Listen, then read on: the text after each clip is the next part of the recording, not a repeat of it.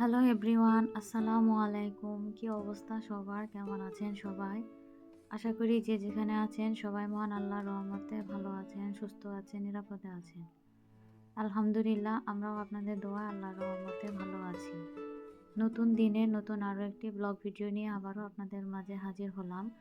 আশা রাখছি আজকের এই ভিডিওটি আপনাদের কাছে বেশ ভালো লাগবে। ভিডিও শুরুতে যারা ভিডিওতে ক্লিক করেছেন দয়া করে একটি লাইক দিয়ে ফুল ভিডিওটি কন্টিনিউ করার চেষ্টা করবেন। তো কিছু মানে হালকা রোদ দেখা যাচ্ছিল। তো রোদ্রের মাঝে একটু হাঁটছিলাম ঘাসের উপরে। অনেক ভালো লাগছিল। তো আসলে ঢাকা শহরে তো এরকম ঘাসের মধ্যে হাঁটাই যায় না। মানে এরকম জায়গা খুব কমই পাওয়া যায়। তো শীতের সিজন দেখে ঘাসগুলো একটু আরকি ছিল, ভালোভাবে ওরকম বোঝা যাচ্ছিল না। নরমালি দুব্বা ঘাসগুলো কিন্তু অনেক সুন্দর থাকে। আর দেখা যায় অনেকে ছাগল এখানে বেঁধে দেয়, যার কারণে দুব্বা ঘাসগুলো ওইরকম আরকি বাড়তে পারে না। তো যাই হোক, আমাদের যে ছোট্ট লাল শাকের বাগান আছে, তো সেখানে দেখলাম অনেক রকমের আগাছা হয়েছে। তো এই যে এগুলো কিন্তু বড় হলে অনেক শক্ত হয়ে যায়। আর এখন যেহেতু এগুলো ছোট আকারে আছে, তো এগুলো কিন্তু হাত দিয়ে টান দিলেই তুলে ফেলা যায়। আর এগুলোর কারণে দেখা যায় কি যে মানে অন্যান্য গাছগুলো কিন্তু খুব একটা বাড়তে পারে না। এই যে দেখেন, নেটের বাহিরে যে আগাছাগুলো এগুলো কিন্তু বড় হচ্ছিল। তো আমি চাচ্ছিলাম যে সবগুলো আরকি তুলে দিতে। কিন্তু এক হাতে ভিডিও করে আরেক হাত দিয়ে কাজ করতে একটু অসুবিধাই হচ্ছিল। তো তারপর এই যে আরকি আমার ছোট বাচ্চা ডাক দিল যে এখানে আসো। তো আমি গেলাম, যেয়ে দেখি যে ওর হাতে অনেকগুলো ফুল। তো এগুলো হচ্ছে আমাদের পাশের বাসার এক ছোট ভাই আছে। তো ও ছাদে অনেকগুলো ফুল গাছ লাগিয়েছে। তো ও এগুলো আরকি আমার ছোট বাচ্চাকে দিয়েছে। তো আমি এগুলো নিলাম। আর দেখেন কি সুন্দর একটা কালার, তাই না? খুব ভালো লাগছিল ফুলগুলো। এই ফুলে কিন্তু কোনো সুবাস নেই, কিন্তু দেখতে কিন্তু মাশাআল্লাহ খুবই সুন্দর। একদম মন ভরে যাওয়ার মতো ফুল। তো যাই হোক, ফুলগুলোকে নিয়ে আমি এক সাইডে রেখে দিলাম। তো তারপর আবার সেই লাল শাকের বাগানে নেমে গেলাম। তো দেখলাম যে অনেকগুলো আরকি আগাছা জন্মেছে। তো ভাবলাম যে এগুলোকে যেটুকু পারি আরকি তুলে দেই। আর তার সাথে দেখেন পেঁয়াজ গাছগুলোর মধ্যেও কিন্তু অনেক পরিমাণ আগাছা হয়েছে। আর পেঁয়াজ গাছ যেহেতু একদম নরম থাকে, তো দেখা যায় যে এই আগাছার কারণে কিন্তু পেঁয়াজ গাছগুলো খুব একটা ভালো হবে না পাতাগুলো। আর পোকা ধরার সম্ভাবনা থাকে।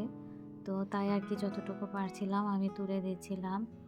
তো তারপরে উপরে এসেছি। তো উপরে এসে দেখি যে আমাদের ছাদে তো ছাদ না আরকি দোতলায় একটা অংশ আছে, সেখানে আরকি এরকম চুলা আছে। তো ইচ্ছা করলে এখানে পিকনিক করা যায়। তো যার যেরকম আরকি ইচ্ছা। তো ওরা এখানে পানি গরম করছিল গোসল করার জন্য, যেহেতু অনেক পরিমাণে শীত। আর এত শীতের কারণে দেখা যায় কি টাঙ্কির পানি প্রচুর পরিমাণে ঠান্ডা। আর এত ঠান্ডা যে এটাকে যদি আসলে কোনো কিছুতে নিয়ে যদি ফ্রিজে রাখা হয়, তাহলে আমার মনে হয় এই ১ ঘন্টার মধ্যে একদম বরফ হয়ে যাবে, এরকম একটা অবস্থা। তো এত ঠান্ডা পানিতে কিন্তু আ দেখা যায় যে ১ জগ পরিমাণ গরম পানি করলে কিন্তু গোসল করা যায় না, কষ্ট হয়ে যায়। তাই আরকি ২-৩ পাতিল লাগে পানি।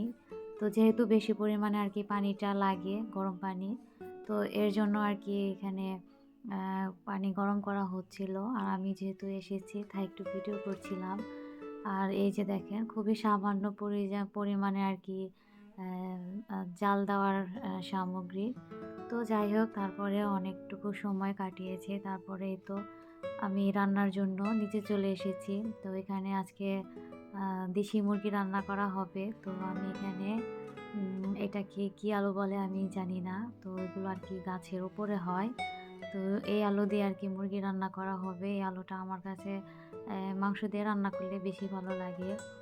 আর যেহেতু এই আলুটা অনেক বড় ছিল, মানে একদম পরিপুক্ত একটা আলু। তো এটা রান্না করলে একদম মানে খুবই ভালো লাগবে খেতে। আর এই আলুটাকে আমি একটু মসলা দিয়ে আগে কষিয়ে নিচ্ছিলাম। তারপর আরকি মুরগির মাংস দিয়ে দেওয়া হবে।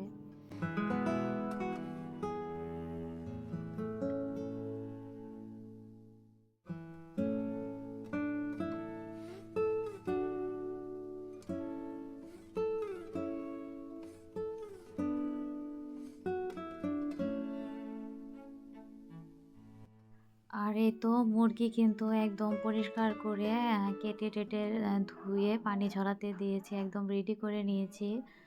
আর এই মুরগিটা আমি একদম খুব সুন্দর করে আরকি পিস করেছি। আর আজকের এই মুরগিতে চামড়া রেখেছি। যেহেতু দেশি মুরগি, তো দেশি মুরগির চামড়া সহ রান্না করলে কিন্তু অনেক মজা লাগে।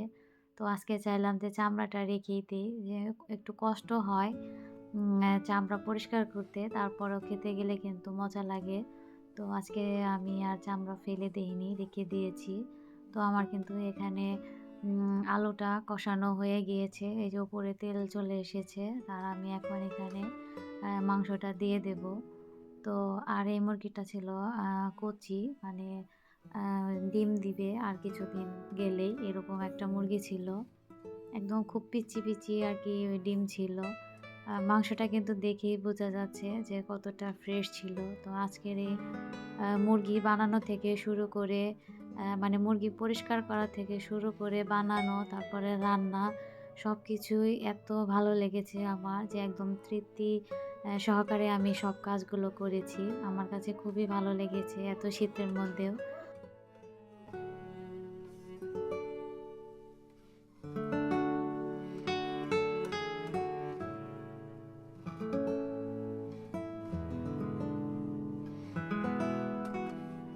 তো আমি আ এই আমাদের বাড়িতে আসছি পর থেকে কিন্তু আমি ইলেকট্রিক চুলায় সবকিছু রান্না করছি। ইলেকট্রিক চুলায় রান্না করতে আমার বেশ ভালোই লাগে। আর এই যে সাথে তেল দেব মাথায়। কিন্তু তেল আ এত শীতের মধ্যে তো আসলে তেল তো ঠিক থাকতে পারে না। তেল একদম জমে গিয়েছে। তো তেল জমে যাওয়াতে আরকি এটাকে এখন আমাকে গালিয়ে নিতে হবে। তো আমি এইজন্য আরকি চুলার পাশেই রেখে দিলাম, যাতে তেলটা গলে যায়।